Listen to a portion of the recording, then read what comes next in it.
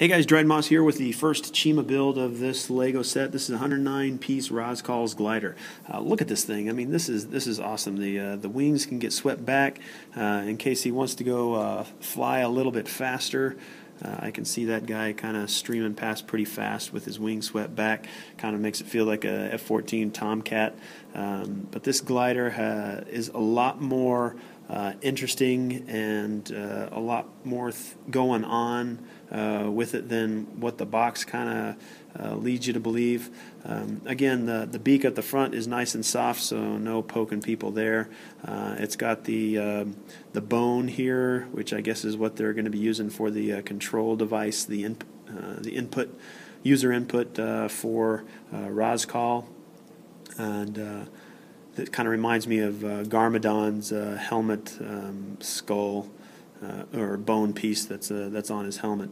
The wings again can be twisted around for any kind of desire, but obviously wing fronts are what make the thing fly. Up at the front, this is a little bit different than what I thought it was going to be. This is not actually, I guess it could be considered a weapon.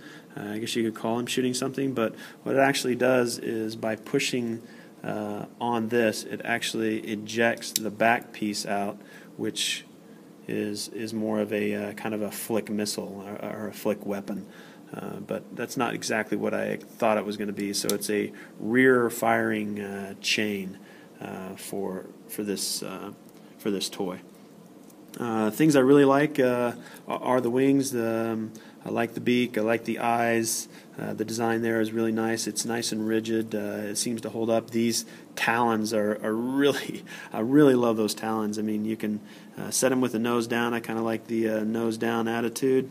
Kind of makes him look like he's about to pounce on you, but you can kind of make him sit down a little bit more. So that's a really good feature. That's really done well. Different ways they could have done that. I'm not thinking of too many, but their choice there is really nice. One thing I didn't really care for was the design of the buildable weapon. The buildable weapon actually takes parts off of the glider in order to build it.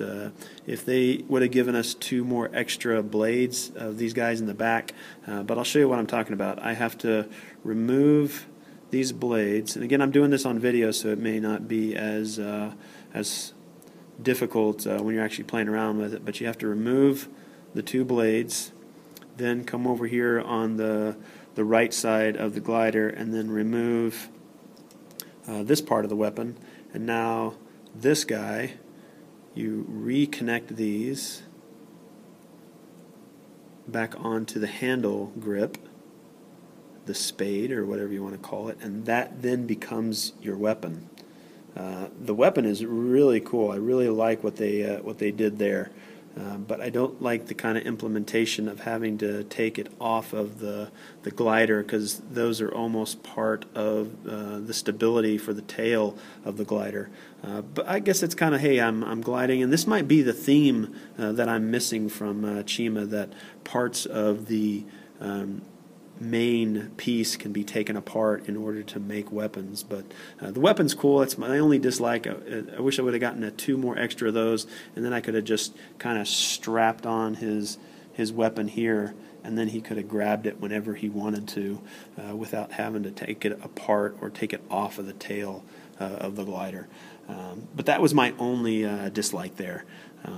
But otherwise, the glider is very ominous, very threatening if you saw him flying from up in the air.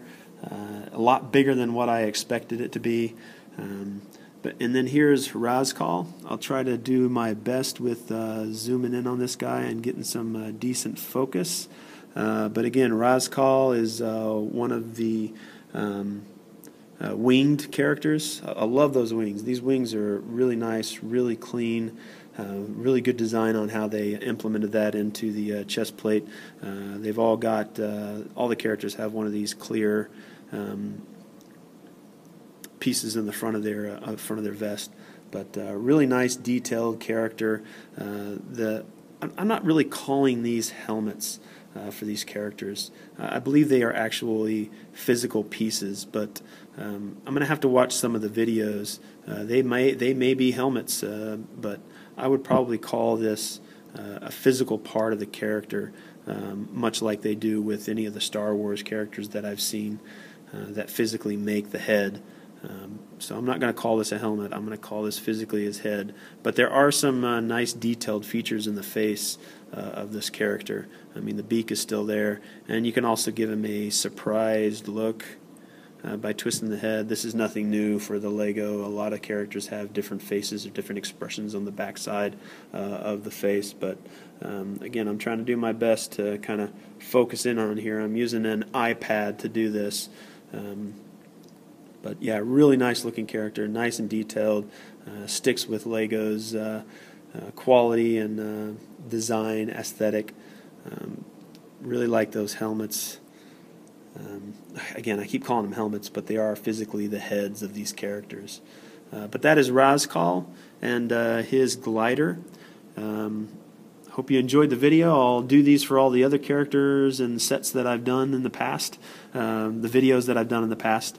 If you guys care, I'm not quite sure who really cares about some of the pieces that are left over, but there were quite a few extra pieces. Lego does this with all their sets, a couple of things that got left over. So you got a skull, or I'm sorry, a bone, one of the tail pieces there, one of the teeth. I call them teeth, but in this case, they're actually the claws on the talon. But that is Razcal's glider, 109 pieces. A lot better than what I thought it was going to be. Really nice set. Hope you enjoyed the video. Thanks for watching, guys.